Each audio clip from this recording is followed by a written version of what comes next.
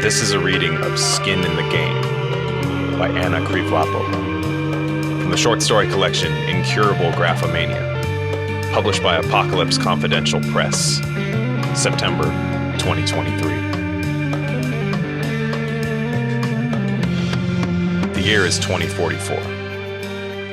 On Monday, Wednesday, and Thursday, I sewed aprons, scrubs, and the gray uniforms that the COs wore. On Fridays, I met with the psychiatrist who read my crimes back to me while I stayed mum. I'm told I was driving 130 miles per hour on 95 and crashed into a bus full of Mormon missionaries with good attorneys. She told me Charlotte stayed back, waited for the cops, made sure to let them know her friend, who was driving, had run off and probably needed medical attention. I wasn't trying to give anyone a hard time. I really didn't remember that night.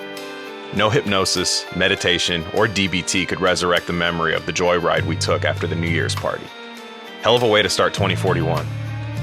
I only remember crawling out of the car through the left side window, running across the highway into a forest, breaking my nails on a brick retention wall, and scratching my legs on brambles and bamboo.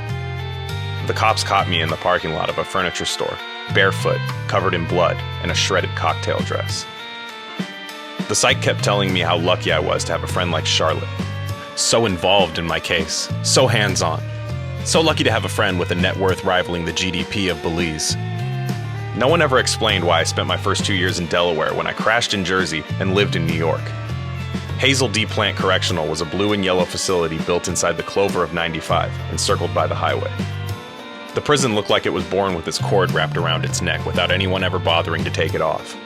Nothing ever felt so bleak as being locked up in a prison painted like my high school in a state I wasn't sure anyone lived in. All I saw through the transport window was vinyl-sided factories and mowed medians. A white bus slowing at a bus stop without opening its door. No sidewalks, no churches. On the second Christmas inside, I tried to kill myself with things I found in the janitor's closet. But I snoozed through chemistry, so I just woke up with a sore esophagus and a new spot in psych. They relocated me twice in Virginia until I ended up in her wilder little sister, in a facility by the Greenbrier River. The psychiatrist followed me to Alderson, and West Virginia was where she started on the hypnosis and transcendental meditation. I am easily hypnotized, but cannot meditate to save my life. The psych says that disparity is common. That meditation is not as difficult for those who have trouble letting go as for those who never held on in the first place. After 4 months, I was told I'd made progress, and after 6, I was told I'm getting out soon. Charlotte scooped me out of jail in a white 4-door pickup truck that smelled new. Her 2 kids were in the back seat, wearing similar hats knitted from different weights of yarn. Orange, white, purple, and turquoise stripes. All the scrap yarn I could find in the Fauquier County Corrections craft closet. The needles were made of a styrofoam that made a disgusting creak as they scraped together hats for Daisy, 12, and Bliss, 2. Acrylic, bamboo, aluminum, and steel needles were off limits. Ready-made shifts, less work than a toothbrush. When we stopped at Walmart, I saw the knitting needle situation wasn't so much better as a freedman. Embargoes with Mexico over the Russian, Indian, Chinese, Brazilian, Mexican alliance cut off American access to all the Susan Bates factories in Matamoros and Juarez. It's easy to babysit on the mountain. The house sits on a hill far above the tree line, nothing to block the view of the little runner. Keep Bliss in these crazy clothes, everything neon, and you can do it with one eye open halfway through the liquor cabinet. I wonder if she forgot where the hats came from. She tried explaining that she and her husband were being tried for some minor white-collar crimes, frowned upon reshuffling of funds. She used the word scapegoat. I couldn't quite understand what they'd done or if I could condemn it. Thanks for agreeing to watch the kids. Everything's fucked. My mom has to come back from Scotland. They won't let her teach this year. Accessory to my crimes. Keith's waiting for me in New York. Our trial starts Thursday. I don't want the kids living out of some hotel in the city. Too dangerous right now. I still don't get why Keith's parents can't take them. Molly's parenting philosophy is scheduling every single half hour of the day with a strictly enforced activity. She monitors bathroom breaks, meals, and playtime like the SS. No wonder Keith gained so much weight when he moved out. That's why he gambles too. It's like a slingshot. The more you rein them in, the further they rebel. Kids rebel no matter how chill their parents were. You're a testament to that. Kids need structure. I won't send them to live with Molly. Charlotte checked that Daisy was far back in the cereal aisle and lowered her voice. I'm afraid she'll give Daisy an eating disorder. She carefully measures out rice before she cooks it. That's how you cook rice, Char. You have to measure it to make sure the ratio of grains to water is correct. Really? I thought that was a calorie thing. I just pop Uncle Ben's into the microwave. She piled boxes of minute rice, mac and cheese, and cake mix into her cart.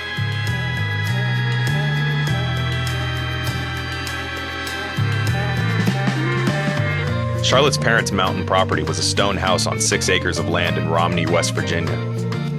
3 of the 7 bedrooms were used for storage. Clothes, cardboard, newspapers, magazines, holiday decorations, furniture, kitchen appliances that had never been unboxed. One of the bedrooms was refashioned into a walk-in closet, full of vintage dresses and fur coats preserved and climate controlled at 49 degrees. The old house had no locks on the bedrooms. Half of the day was spent swatting Bliss away from those rooms where she loved to dig around for things to chew on and drop on her head.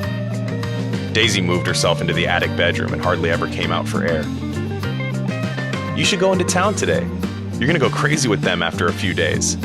I need you to put on something bright and get so hungover that you don't even feel like going out for the next couple days. That's what I do. I took her advice. I went to the clothes room and picked out a pair of white boots and a short Poochie dress. The polyester was coarse and thick. The zipper threatened to crack in my fingers. Charlotte zipped me up and gave me the keys to her white pickup. The first thing I did when I drove into town was put my finger on its pulse, namely, eavesdrop on the old women at the deli counter. She's not a Gwyneth, she's a Gwynette. She humors me when I call her Gwyneth. I just call her Gwen. I'm worried about her. Alone all these years, all she does is knit and smoke, knit and smoke. At night, she goes on long walks with her dog. She's gonna get lost one of these days, or get hit by a car. Thank God she doesn't drive. She'd mow us all down. She's never driven a car. Her cowboy boots look like they've been hitched to a truck and dragged around since Neil Diamond had all his hair. Think he'll make it to 104? I left the diner and walked around the one-story town. The short brick buildings made me homesick. I get squirrely in places with height ordinances. I sat in front of the limestone bank, the biggest building I could find, before buying a movie ticket in the one-screen theater. The matinee was a film about a teenage guerrilla battalion in the mountains of Uruguay, guarding the last dairy cow in South America. They shot it dead on the first night. I left the theater once they started skinning her. It's good for a town to have one bar. It takes out the guesswork. It's easier to meet people. I sat 2 seats down from an old man with long white hair and Velcro sneakers. He turned to me and struck up a conversation. Skin. It's the new currency. That's so? People are selling cubes of skin to plastic surgeons. Funeral homes and the obese are making a killing. I was at my dermatologist the other day. He shares an office with Dr. Jawlift Mangala. I opened up his binder and it's just a catalog of skin, all colors, like a paint guide at Home Depot. Did he catch you? I wasn't snooping. He was selling me on it himself. Said I could look 20 years younger. I told him I was in prison 20 years ago and looked a lot worse than I do now. What's the skin for? Skin grafts, fake tits and phalloplasties, neck lifts and face transplants, height surgeries too. They glue it on in strips. They shipped limestone from a quarry in Bedford, Indiana to build the Empire State Building. You get what I'm saying? Sure. He waved a hand in my face, some kind of youths of today gesture. I turned to my left to see who else I could talk to. The bartender was staring at me from under her shiner, wiping someone's lipstick off a glass. I instinctively avoided her eye contact, dissecting her in my peripheral vision. She was tall and brunette, with a purple bruise covering the curve of her eye socket and cheekbone. She had tattoos peeking out of her long sleeves from every direction, on her wrists, neck, and collarbone. But it's more than skin deep, I heard the old man continue to the guy on his other side. They're pushing for skin grafts on everyone, regardless of need. And to get a skin graft or transplant, you gotta go through a nationally standardized protocol. Injections, pills, steroids, and immunosuppressives to prevent your body from rejecting the new skin as a foreign object. Toxic shock syndrome. Like when women keep their tampons in too long. Sometimes the skin just dies. It goes purple and green and starts to rot off the body. The pharmaceutical companies realize they can make a killing putting everyone on AIDS drugs by approving the off-label use. A cruel cycle. You ever wonder why the modern universe symbol for doctors is two snakes? Do you know anyone who did MAID? Assisted suicide? They're being kept alive for years. Their loved ones think they're dead, visiting fake grave sites all over the country. But they're really being held in facilities in Linwood, Mableton, and New Rochelle, suburbs of LA, Atlanta, and NYC, plastic surgery capitals of the US. They hold people in tanks that keep their skin moisturized and free of any diseases or blemishes. Wouldn't they get bed sores laying around like that 24/7? Are they conscious? I asked, re-entering the conversation. That's a question for Peter Singer. There's a prototype of the skin factories where the samples are injected with scopolamine and Demerol and made to walk on treadmills for 3 hours a day. It improves the skin texture. That's how they made Madonna's third face transplant. I just listened to a podcast about skin grafts, Bill. The bartender interrupted. It's dark, but juicy. Let's hear it, Melba. A woman was arrested in Virginia last week, Mitzi Catchman. She shared a duplex with a social worker named Pam Collins. Pam got fired from her job once they found out she'd been doing all of her house checks from her couch. Don't they all do that? She must have done something else, like running up a big copay, Bill posited. Bingo! Pam sued, claiming they couldn't take away her health insurance, invoking some sort of disability act for her obesity. She won a hefty severance. Pam was doing okay, enjoying her free money and her busy social life, online of course. Mitzi's half of the house was quiet. She lived alone with her preteen son, Rain, who stayed locked in his bedroom. One day when he was at school, she decided to snoop. She found stockings in his drawer and support groups in his open tabs. She started going on those same forums pretending to be a trans teen herself. She started chatting with her son, bonding with him as Robin. The further Rain transitioned, the more Mitzi's social life blossomed. Then came the 2 failed breast augmentations, necrosis, infection, total loss of skin. When she found out how much a skin transplant costs, she started to come up with a plan. Prostitution? That wouldn't be in the papers, I interrupted. I wanted to hear where Melba's story was going. One day, Pam was smoking her bong on the back porch when Mitzi came out and asked her for a favor, some kind of help in the kitchen. It was the first sentence they'd exchanged in years. Mitzi had whittled away at one of the boards on her deck, working on it every day for weeks. She sanded and stripped one side and flipped it over so that the top of it looked like the others. She guided Pam towards it, knowing she'd fall through the thin board and hurt herself. Pam managed to sprain both ankles. Mitzi helped Pam into her apartment onto her couch and announced that she was now her full-time caretaker. Pam had just lost her job and her health insurance and agreed to let Mitzi bandage her ankle instead of going to the hospital. She hid Pam's phone on top of her refrigerator and took the keys on her way out. Over the course of a month, she carved 3-inch squares off her stomach, neck, and outer thighs, cauterizing the wounds with a clothes iron and freezing the swatches. They arrested her in the parking lot of the plastic surgery clinic. A man in a NASCAR jacket appeared beside me, nodding to everyone at the bar. A picture for the corner booth? Melba asked, scratching an inflamed tattoo on her chest. It looked fresh. I wondered if her tattoos protected her from skin theft. Maybe it made her more of a target. Maybe there were collectors, billionaires walking around in colorful human quilts. That thing on Melba's face isn't a shiner. It's a birthmark.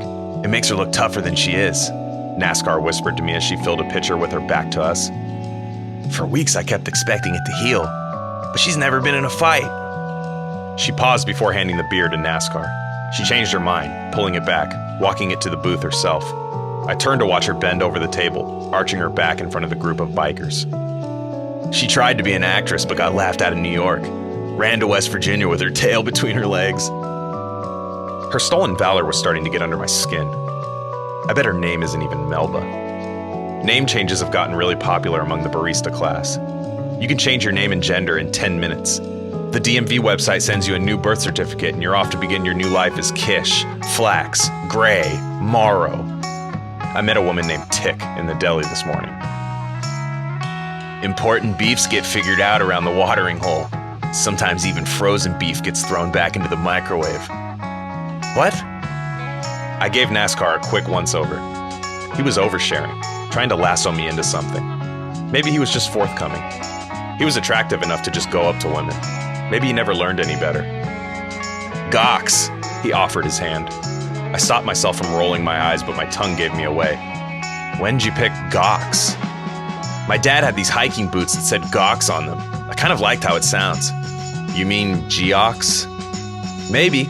They were pretty old. Could have been an E in there, rubbed off. What was your name before? You want to join my table?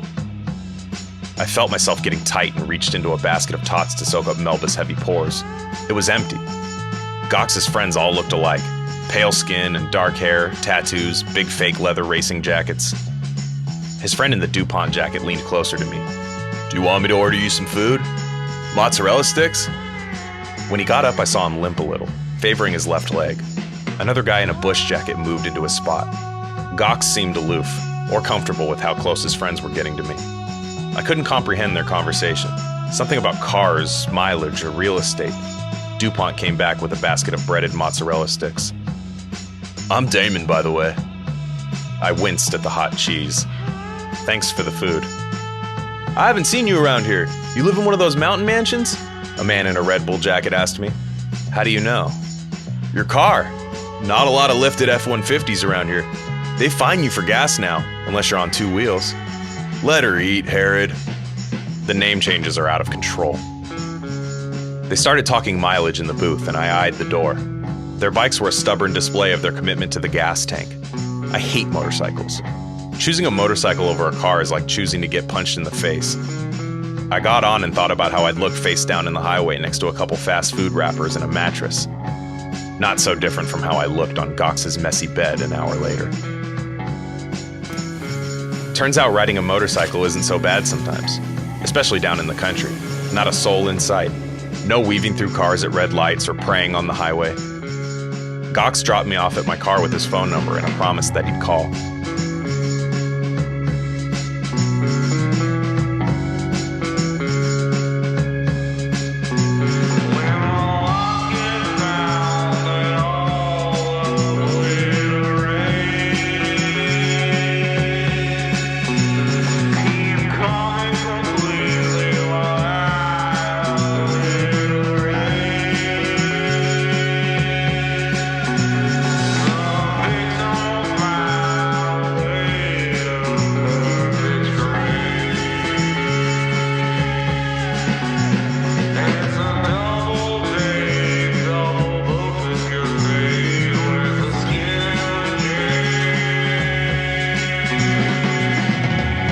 Charlotte was right. I was losing my mind in the monotony of getting to know the stubbornly shy Daisy and supervising the toddler that had recently discovered running. On the third night, I put them to bed and immediately took the pickup truck back to the bar. Gox wasn't there. Melba was using the slow night to practice monologues. Bill wanted to talk about harvesting adrenochrome. I came home to Bliss and Daisy chewing on matzah that had expired in 2032. That's not food, that's decoration. A gingerbread house kit was open as well, crumbs and icing all over the carpet. You had to go straight for the storage room, Daisy? You couldn't check the fridge or the pantry? I made you 3 cooked meals. Mac and cheese, meatballs, and mashed potatoes for Bliss. Why? I forgot. I cleaned the house, put the girls to bed, and texted Gox to ask if he wanted to come over with something to drink. He drove up 40 minutes later. I waited for him at the bottom of the hill to make sure his motorcycle wouldn't wake Bliss. He brought a half-drunk bottle of Cuervo that tasted watered down. I laid on the deck listening to the oven ding through 2 walls and wished one of Charlotte's spawn would turn it off. I heard a man's footsteps and saw Gox pass through the hallway. I didn't know he slept over. I called him over. "I met your kids this morning. We're making breakfast together." I closed my eyes and imagined the pile of dirty dishes that was growing with each moment.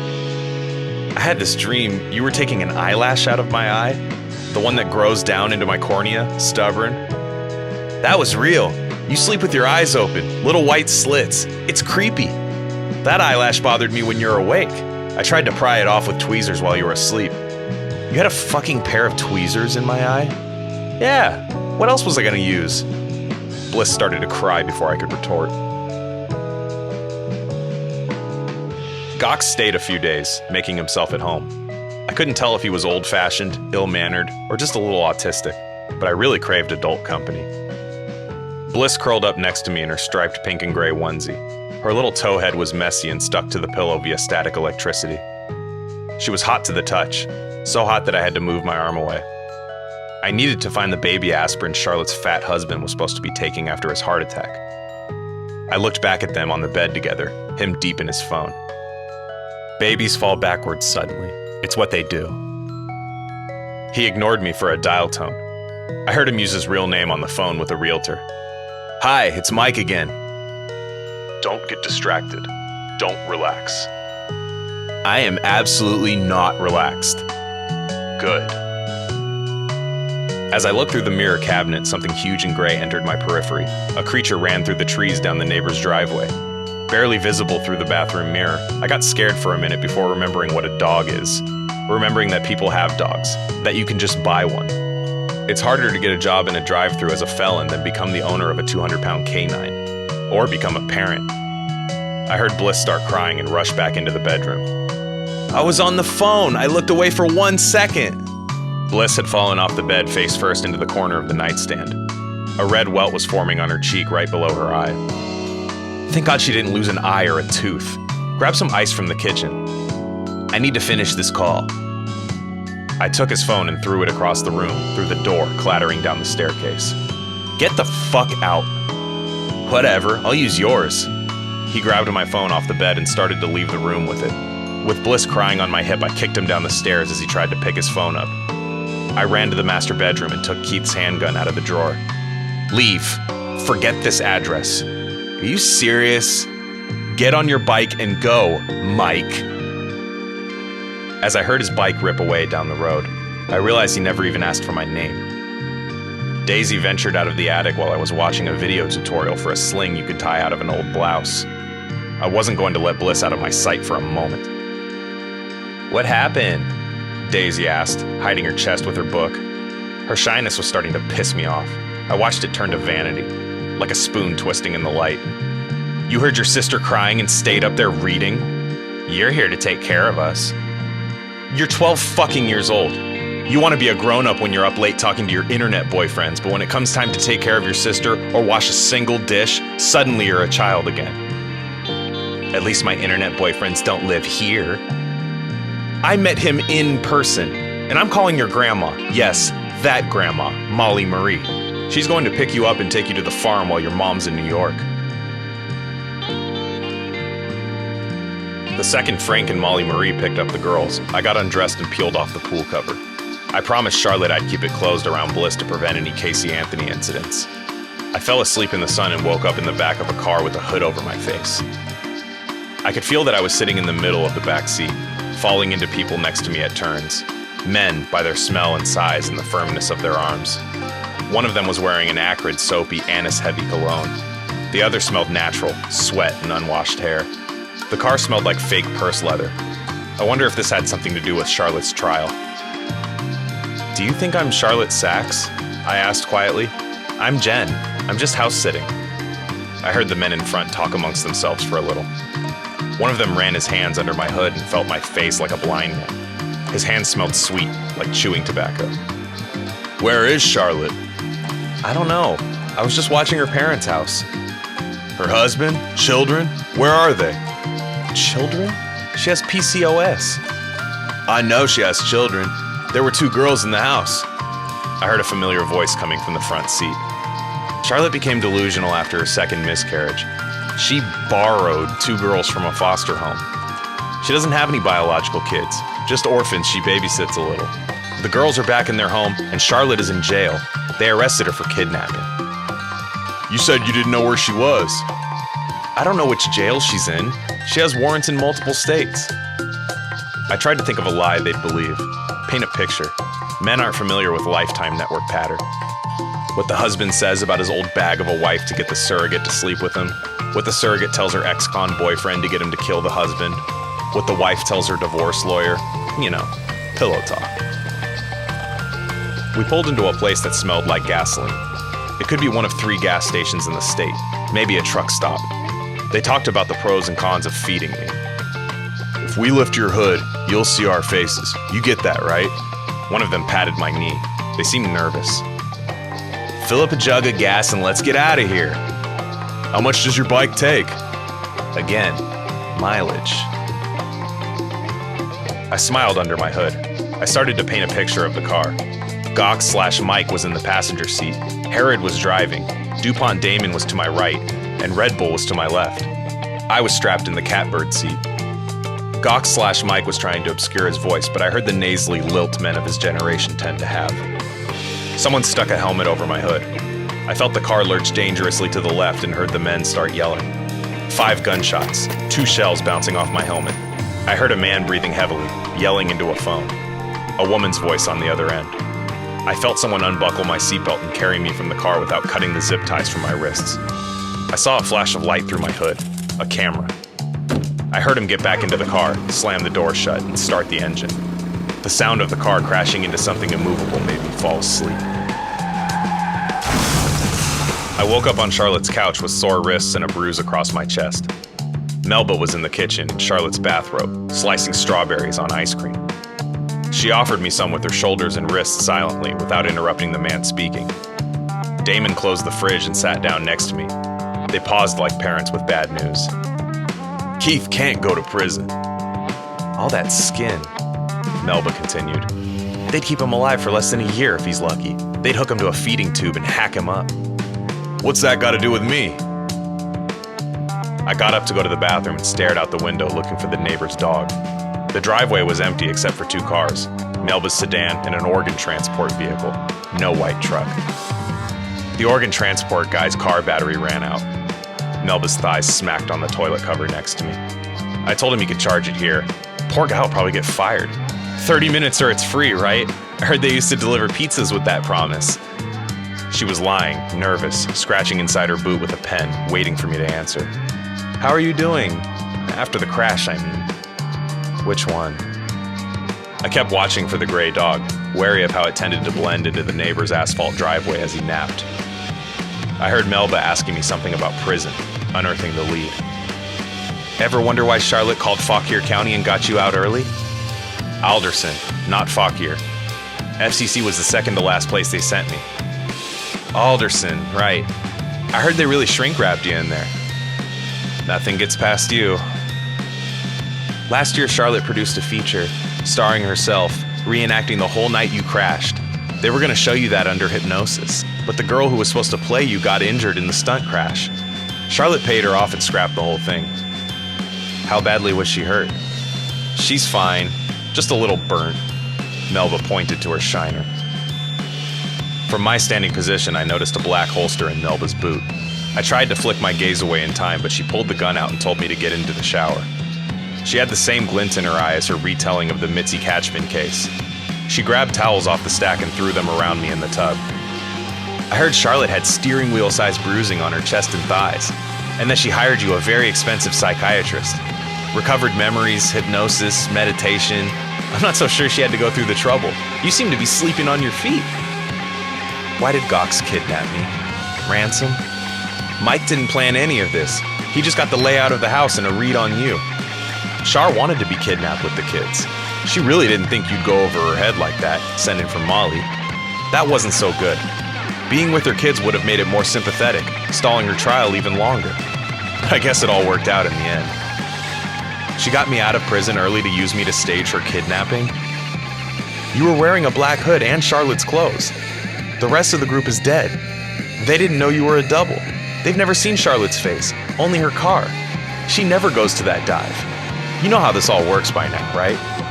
I wonder what they're gonna make out of you. You've got lovely skin.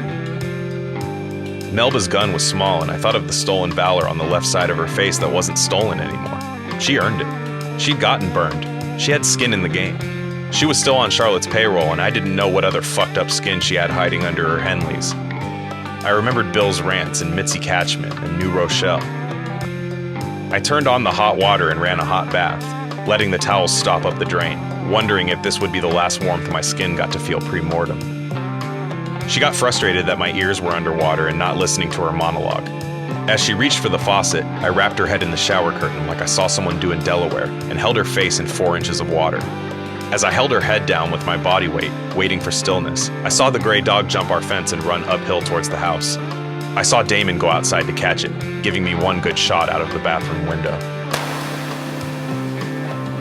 I piled their bodies under plastic Christmas trees, Thanksgiving wreaths, Easter baskets, as seen on TV head massages, gingerbread houses, Melba's gun, Keith's gun, and all the rest of the junk I could carry out to the backyard.